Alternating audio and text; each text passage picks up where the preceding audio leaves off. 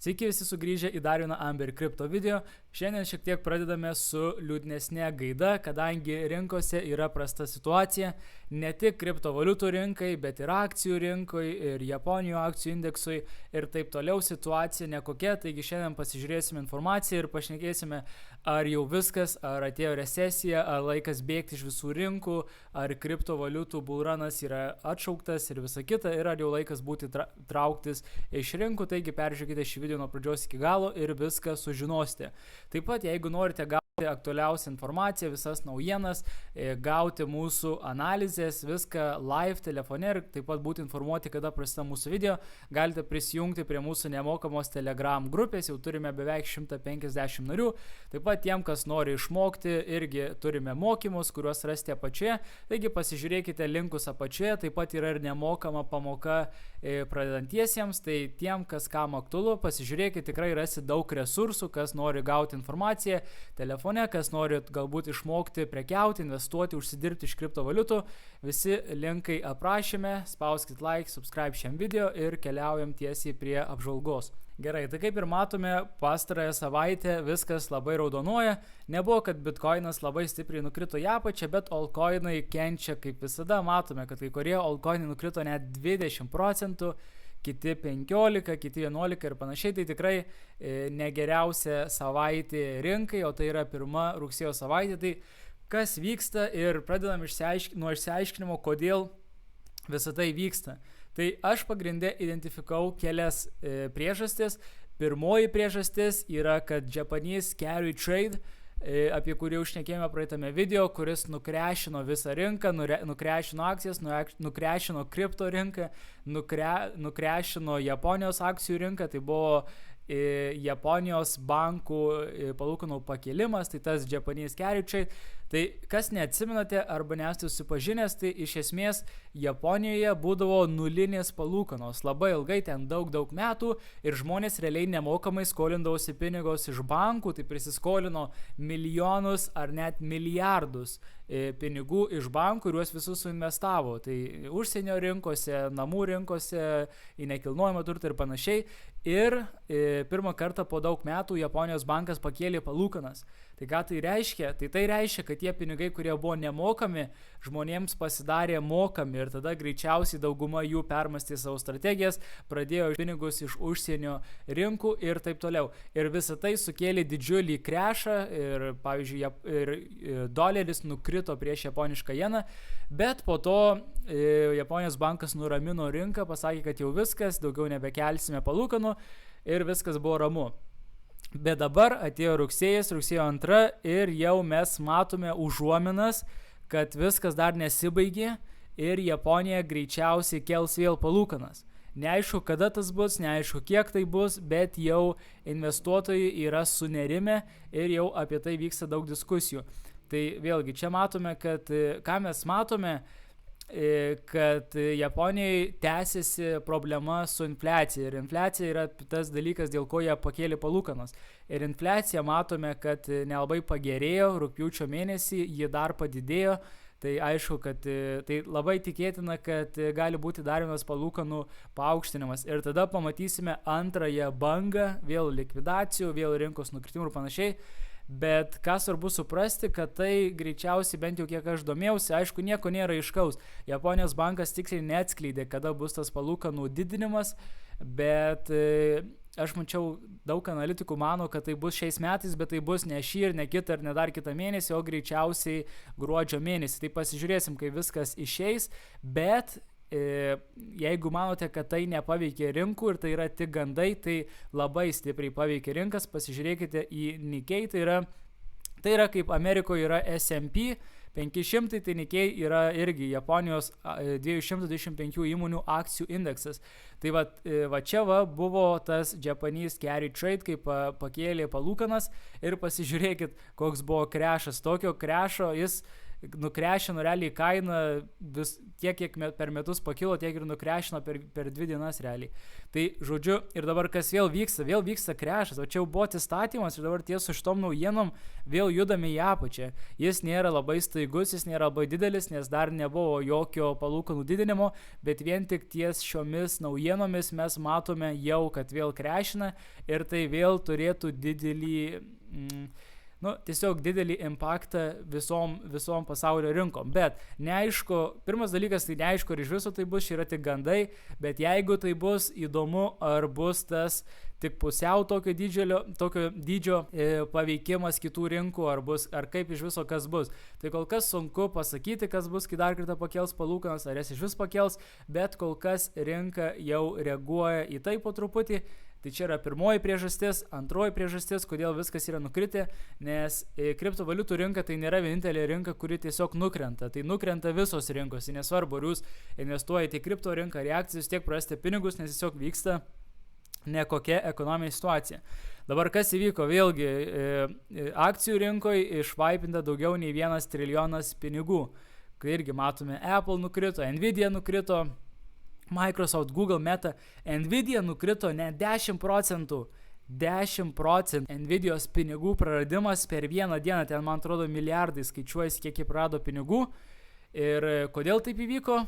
Nes Nvidia gavo DOJ subpoena, Escalating Antitrust Investigation. Čia tiesiog iš esmės, kad aš tiksliai nežinau, ką reiškia subpoena, tai maždaug kažkas tokio kaip kvietimas į teismą, ar kažkokių kaltinimų pareiškimas. Tiesiog Nvidia gavo kažkokį kaltinimų pareiškimą iš amerikiečių prokurorų, kad jie daro antitrust, kad tiesiog vėlgi daro kažkokias verslo machinacijas. Ir kokia esmė, kad jiem buvo pateikti kaltinimai arba kažkas panašaus, čia amerikietiška versija kaltinimo pateikimų, ir dėl to jie nukrito ne 10%. Ir kadangi Nvidia yra viena didžiausių įmonių pasaulyje, Amerikoje, tai realiai, kai ji nukrenta, tada ji nusitempia ir daug visos akcijų rinkos į apačią. Tai realiai, kai vyksta kažkas tokio, tai nukrešina rinką, tai paveikia kriptovaliutas ir tai realiai yra antroji priežastis, kodėl viskas nukrešino. Galim pasižiūrėti. Nueinam į S&P 500 ir matome vėlgi, kad rugsėjus prasidėjo nekaip.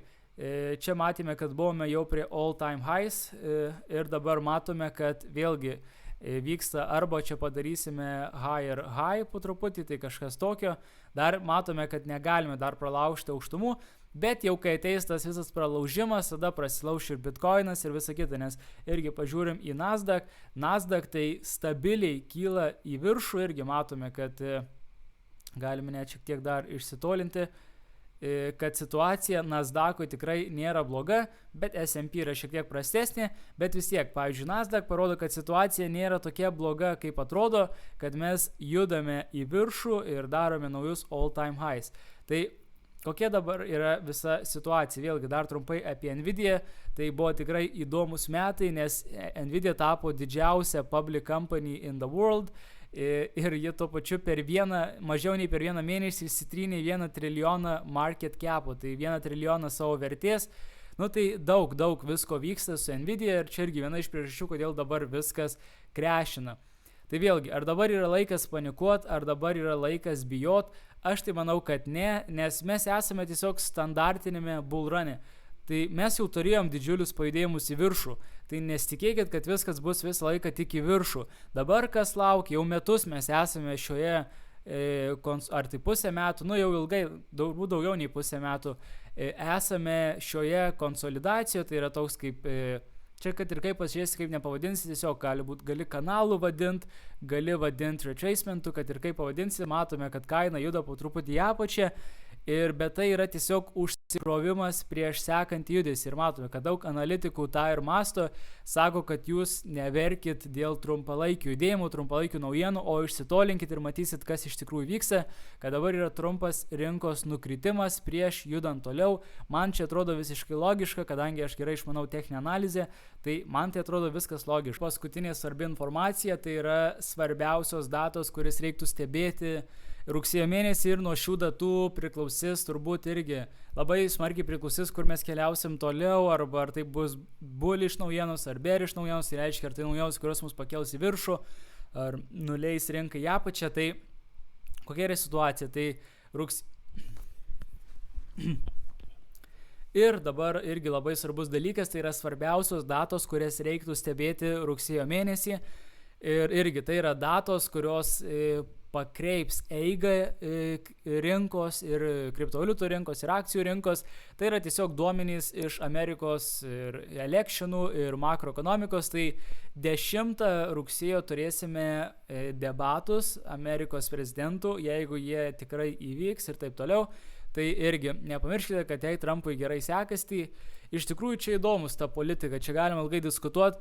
Trumpas yra kaip pro-kripto prezidentas, bent jau tai pozicionuoja, ir kol kas rinka mato jo pergalę kaip labai teigiamą dalyką rinkai, bet iš kitos pusės demokratai, nors jie ir naikino tą visą rinką, jie labai turėjo kraugerišką šitą politiką ties kriptovaliutų rinkom šios pastaruosius 4 metus, bet jie labai daug prispausdina pinigų, jie didina skolą ir kuo jie daugiau spausdina, tuo daugiau eina bitcoinas ir visus kriptovaliutus į viršų. Tai aišku, tai manau, abi nesvarbu, kas laimės, bullrunas bus toks pat, bet jei laimės Trumpas, kadangi jis taip apsiskelbęs kaip pro-kripto prezidentas, labai tikėtina, kad Trumpo pergalė išauktų dar viską į viršų.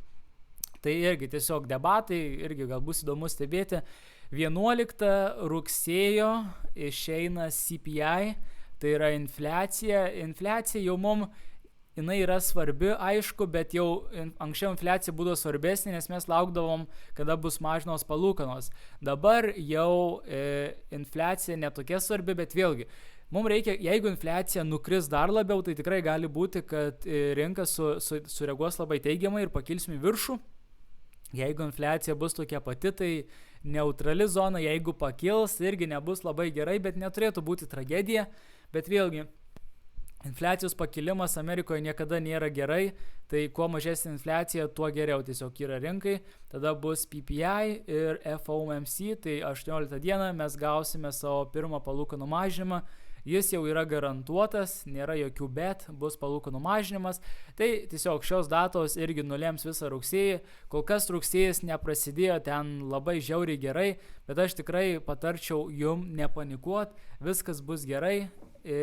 Tikrai rugsėjo mėnesį iš jo nieks, kaip ir minėjau, nesitikė, kad jis bus labai geras, nes istoriškai jis nebūdavo geras rinkai, bet po to viskas pastaisys ir mano manimu po to keliausim į viršų, kaip ir buvo planuota.